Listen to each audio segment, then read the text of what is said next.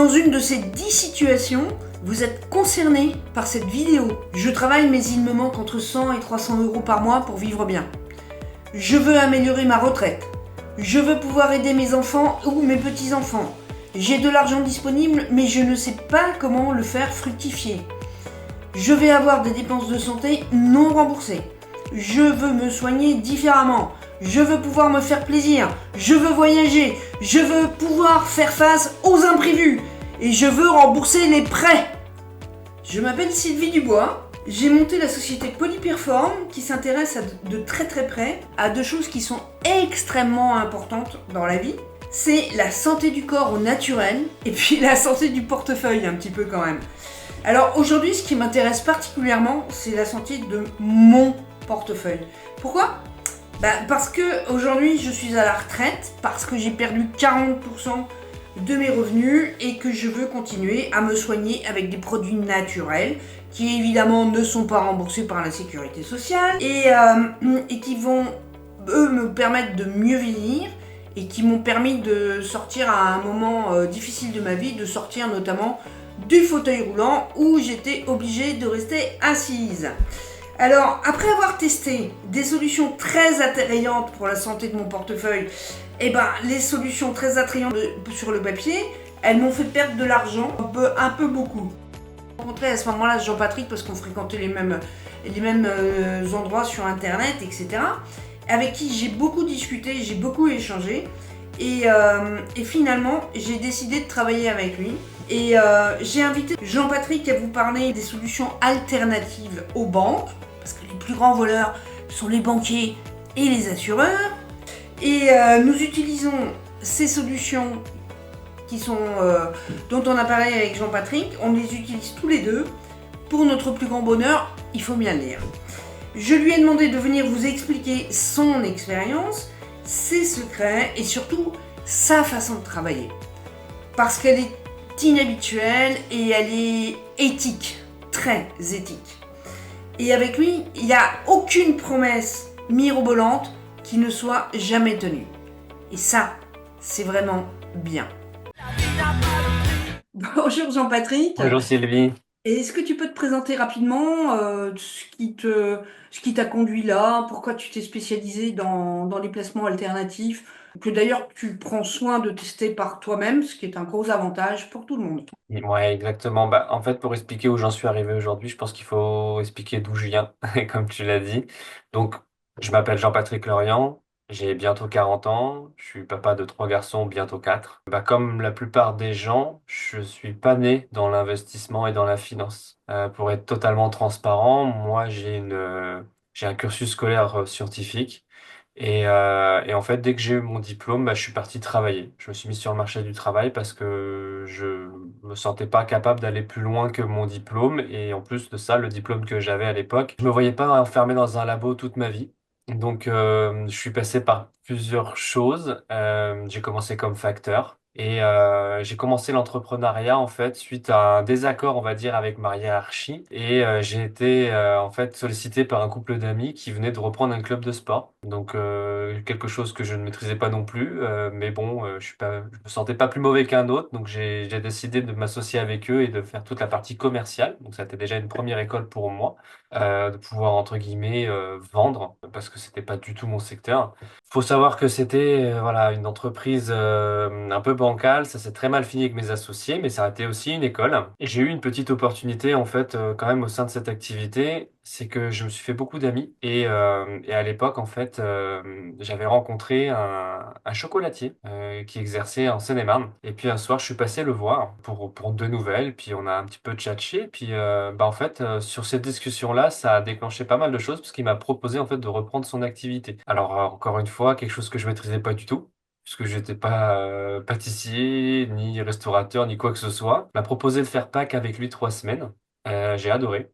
Donc je suis retourné à l'école à 26 ans, pendant que ma femme était enceinte de mon premier. Et donc j'ai passé mon diplôme chocolatier, glacier, confiseur, traiteur. Et en 2013, j'ai repris son activité. Donc je me suis lancé dans la chocolaterie, j'ai passé une maîtrise pour pouvoir un peu pousser plus loin mon activité et je me suis fait remarquer par des gens exceptionnels qui étaient membres de l'Académie nationale de cuisine.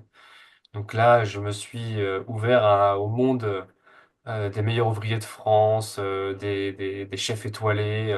Ça a encore été une expérience incroyable.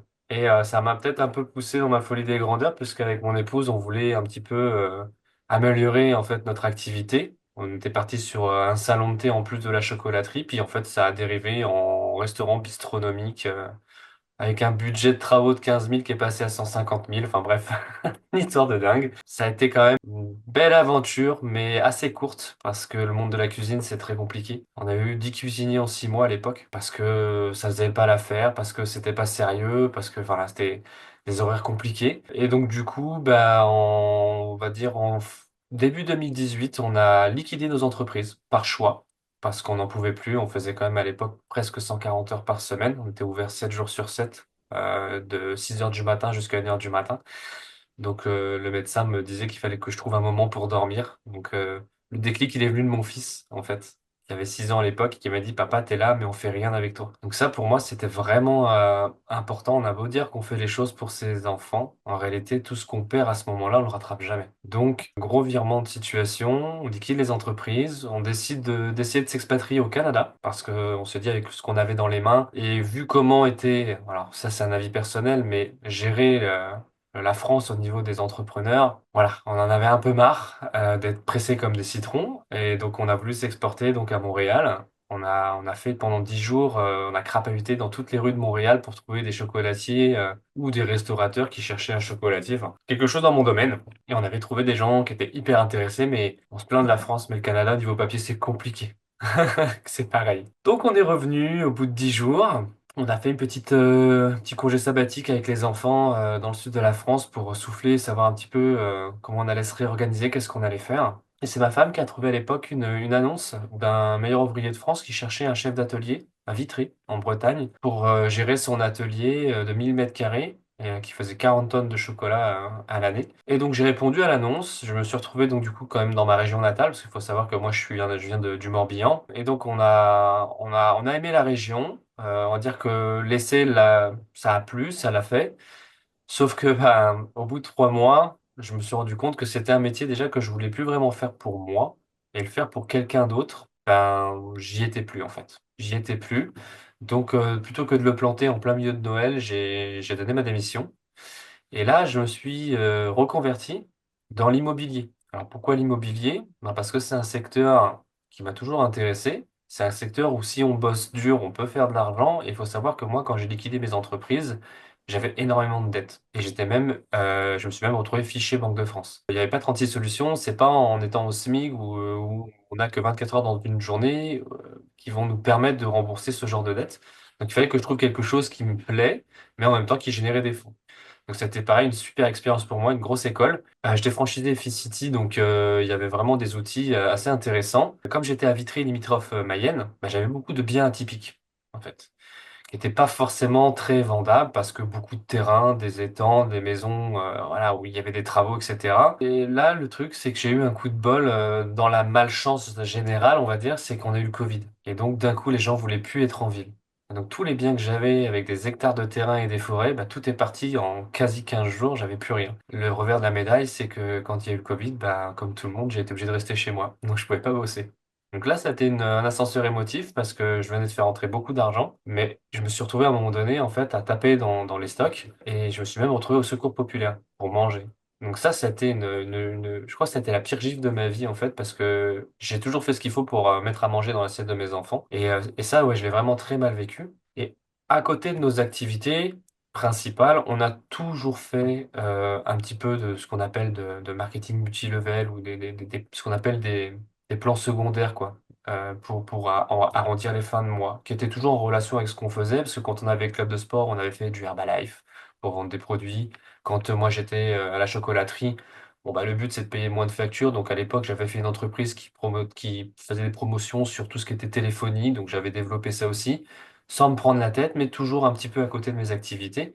Et à ce moment-là, à Vitré, ma femme, elle s'était formée dans tout ce qui était marketing digital, tunnel de vente. Elle était entrée dans une entreprise qui faisait de la formation avec un plan MLM pareil. Et on s'était retrouvé sur un événement à Nice où on avait sympathisé avec des gens qui vivent en Espagne. De fil en aiguille, pendant le confinement, à essayer de créer des tunnels de vente tous ensemble, moi j'ai eu des accords, on va dire, avec ma famille. Et nos amis en Espagne, en blaguant, nous ont dit, bah, vous allez venir en Espagne et nous voir, ça va vous faire du bien. Puis en rigolant, il me dit, ça se trouve, vous allez plus repartir. Et je dis, bah, méfie-toi, parce que ça pourrait bien arriver. Et effectivement, la petite désaccord que j'ai eu avec mon père, ça m'a fatigué, en fait. On est parti en Espagne, donc sorti de confinement. Donc ça, c'était si je dis pas de bêtises, ça devait être juin 2020. Et quand on est arrivé en Espagne, on a adoré tout de suite le coin. Donc on a cherché un appartement. Donc en 15 jours, on avait trouvé un appartement, on avait mis tout en place. On est parti récupérer les enfants qui étaient chez mes beaux-parents en Seine-et-Marne.